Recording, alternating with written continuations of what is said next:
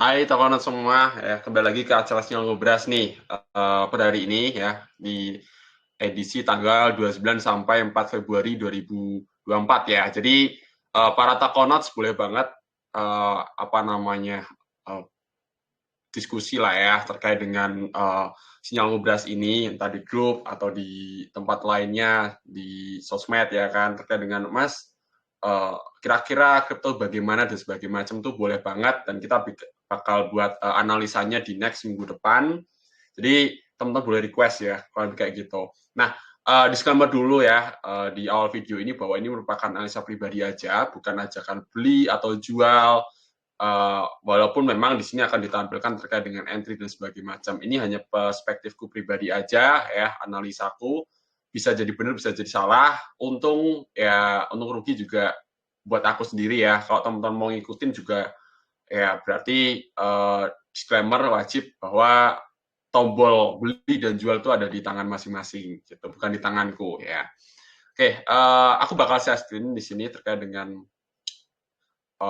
sebenarnya potensi apa sih yang terjadi di minggu kemarin gitu kan? Apa katalisnya, apa sentimennya yang membuat lagi gitu. Aku bakal share screen di sini. Nah, semoga kelihatan ya. Jadi di sini aku bakal tampilkan terkait dengan di minggu kemarin ya, yaitu di sini berdasarkan bubblesnya ya. Bubbles itu kayak pergerakan aja.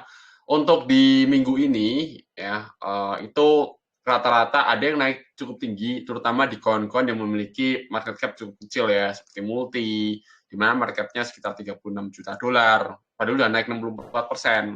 Kemudian ada UTK, ada auction, ya kan. Kemudian ada ini si Manta ini baru listing ya di minggu kemarin dan kebetulan udah ada di Tokyo juga.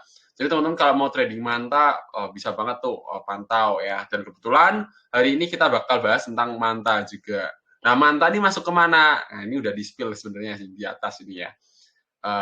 Jadi secara ya kalau kita aku ambil kesimpulan di minggu kemarin itu terjadi yang namanya penurunan pasti untuk aset-aset yang memiliki market cukup tinggi karena setelah turun itu agak susah ngangkatnya ya.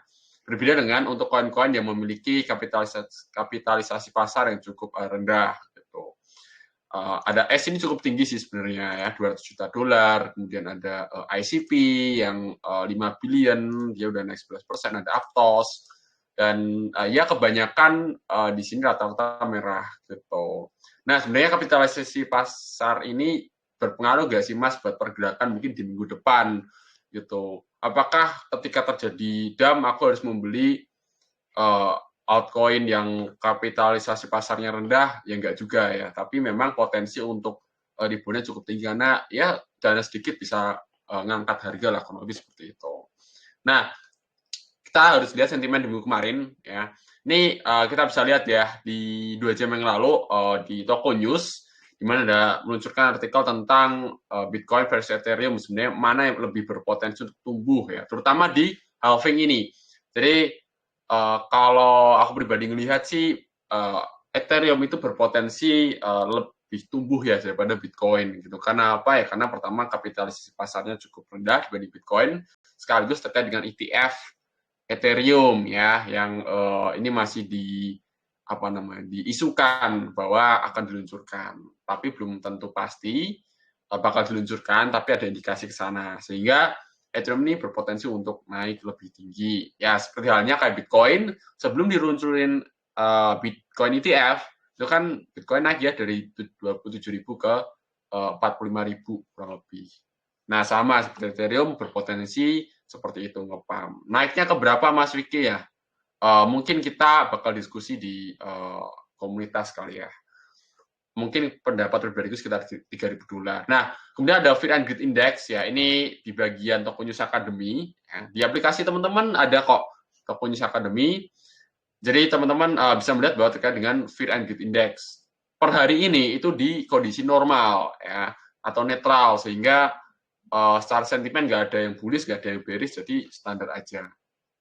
Kemudian seperti Solana ya kan yang ya berpotensi untuk bullish lanjutan itu juga diungkapkan di Toko News ini ya.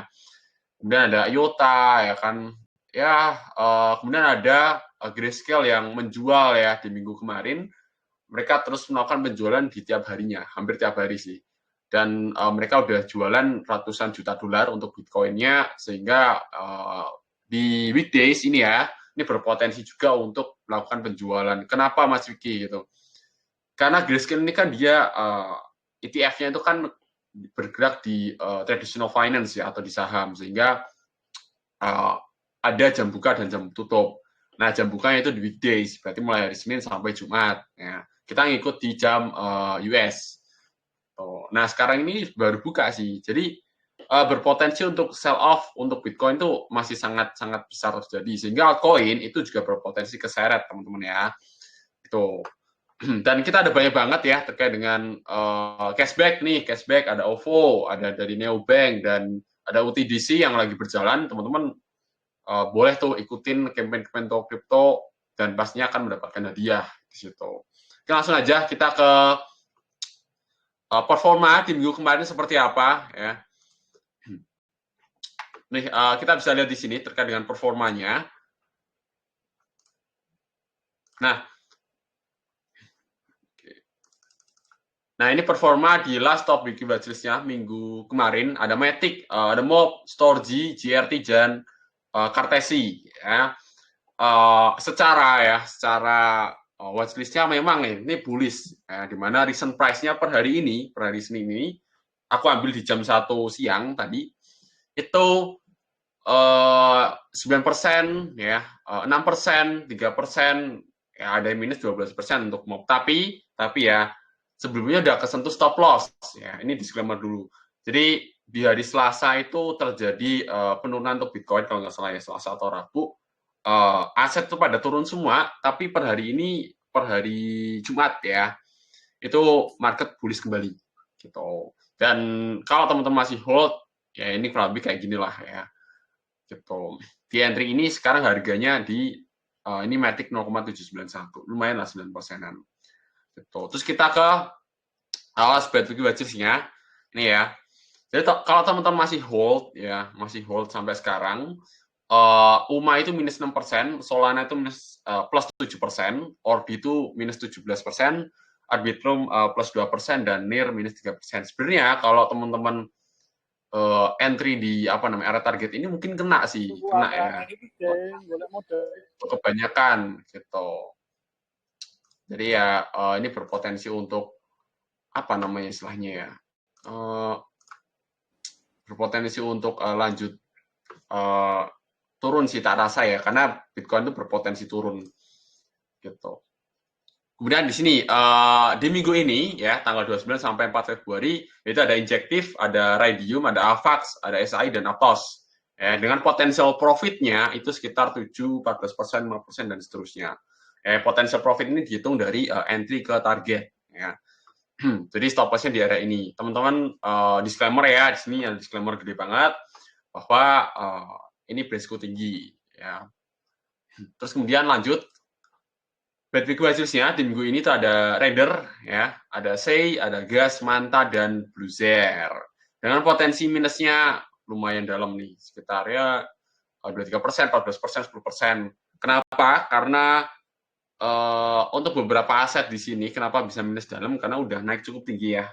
Pertama itu udah naik cukup tinggi, yang kedua memang kondisi teknikalnya memang lagi lumayan jelek sih gitu. Kita langsung ke teknikalnya aja ya. Kita ke 5 potensi koin yang bullish di minggu ini, yaitu ada Injective ya. Mas, kenapa kok Injective berpotensi bullish ya? Pertama, cara RSI ini udah bagus ya, dia udah di area 61. Sebenarnya dia belum di area overbought sih atau over pembelian, jadi tak rasa dia masih cukup ruang untuk naik kembali ya untuk Injective. Karena di sini ada resisten line-nya ya. Sebenarnya ini udah breakout gagal, tapi ini udah breakout lagi dan ini berpotensi untuk naik ya. Gitu. Ini untuk Injective dengan potensi sekitar 8,94%. Ini untuk Injective. Kemudian ada Raydium ya. Radium ini juga sama, secara teknikal ya kita bisa ambil di sini.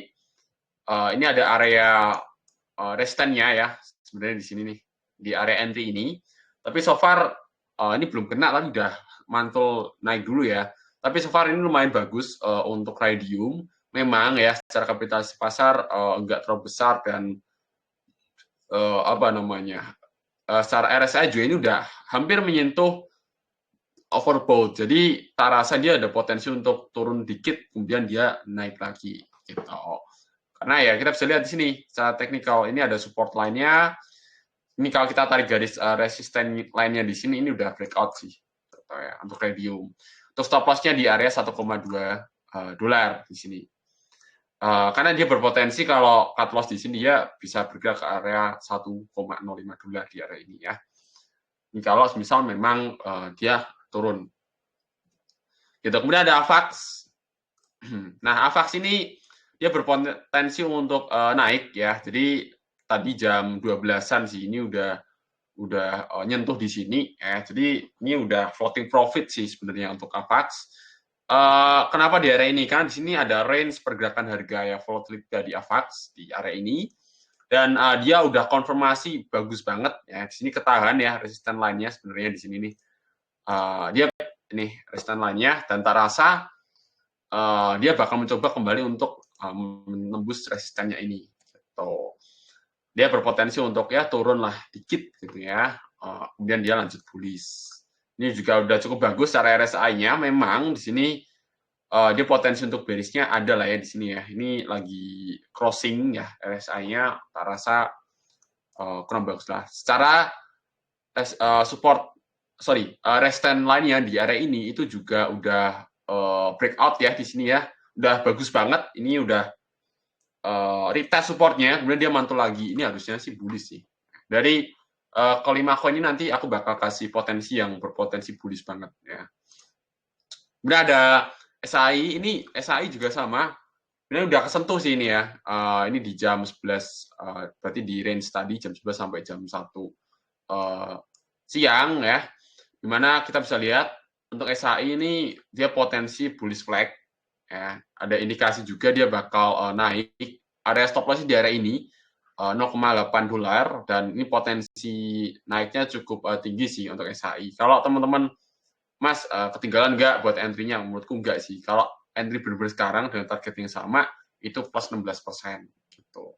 Tapi kalau aku sih mending agak wait and see dulu sih. Gitu. Closing candle lah kurang lebih seperti itu. Kemudian ada Aptos. Ya, Aptos ini bullish banget nih. Ini ada Aptos sama Avax dari sekian 5 koin itu berpotensi berbullish tuh ya dua ini, Aptos sama Avax ya.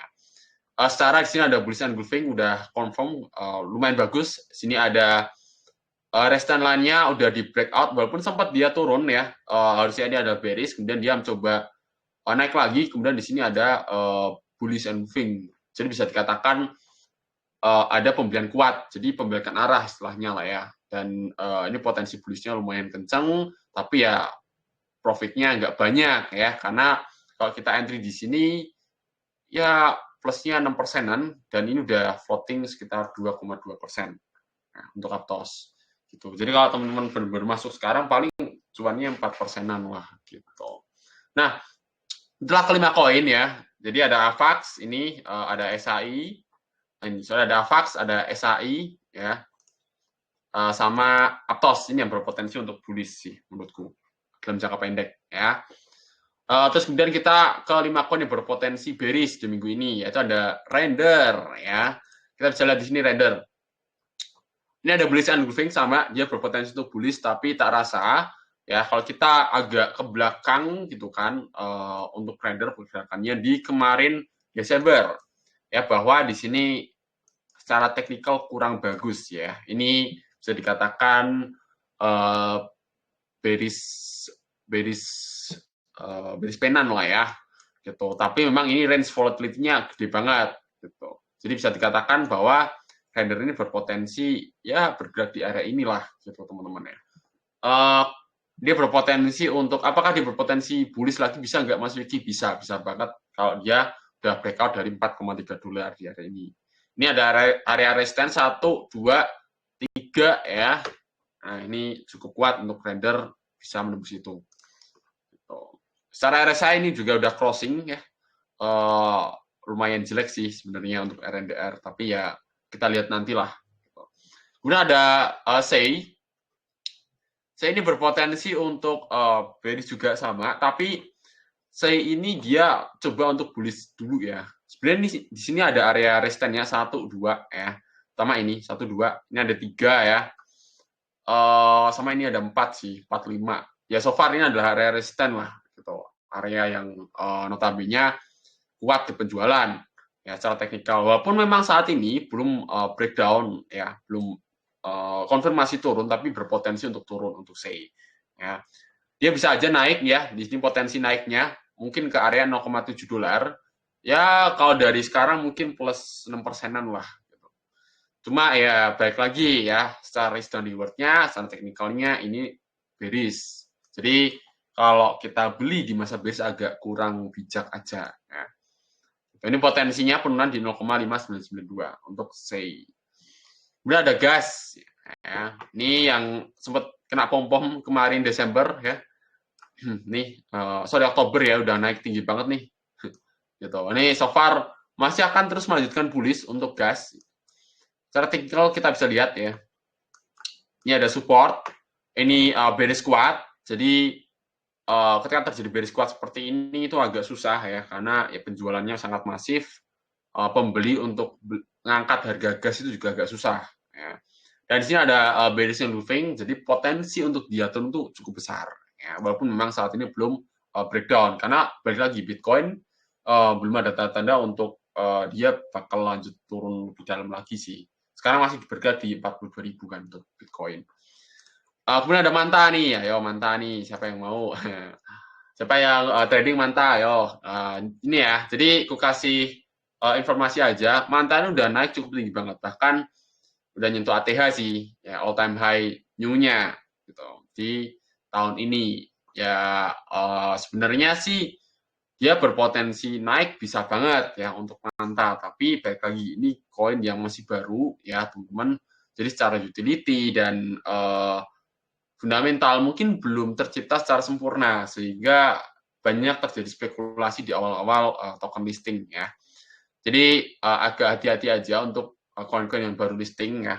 Takutnya ini disclaimer juga, mungkin ada yang bertanya tentang Velo ya kan, yang listing di toko kripto gitu. Kok dia naik terus kemudian turun lagi dalam banyak yang rugi dan sebagainya.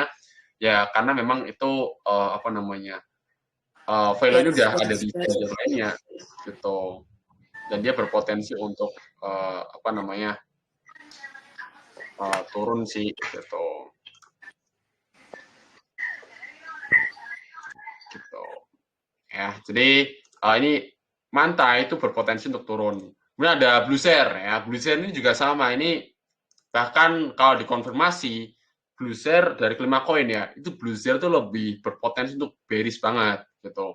Kalau di tadi top watchlistku itu ada AVAX, terus kemudian ada SHI dan satu lagi lupa sih yang terakhir ya. Itu nah itu yang berpotensi bullish, langsung bullish, ini bisa berpotensi lanjut turun sih dalam. Kan di sini ya teman-teman ya, ini ada penjualan cukup masif. Ini juga sama, penjualan lumayan gede dan ya dia berpotensi untuk lanjut turun untuk Blue Share. Itulah kelima koin yang berpotensi untuk bearish ya di minggu ini. Harapannya teman-teman pastikan ya selalu gunakan dana darurat. Dan oh ya, tanggal 1 Februari nanti akan ada yang namanya suku bunga dari FED ya, FED Rate Interest Decision, bahwa suku bunga saat ini di US itu di sekitar 5,5% dan berpotensi untuk stagnan ya di 5,5% di minggu depan di tanggal 1 ya. Ini masih forecast aja, belum pasti ya. Jadi belum pasti akan di harga itu, mesti bukan di harga itu sih, di persenan itu 5,5%, bisa aja naik, bisa aja turun. Kalau stagnan berarti berpotensi untuk bullish untuk aset kripto. Baik lagi selling dari Grayscale masih cukup kuat ya. Itu aja untuk sinyal ngobras hari ini ya kan. Pastikan Tokonots itu selalu apa namanya, gunakan dana dingin ya, jangan kayak asal entry, aku ikut Mas Wiki dan sebagainya, enggak. Aku justru melarang buat teman-teman dan pastikan teman-teman itu selalu apa namanya trading dengan bijak, itu aja sih gitu ya.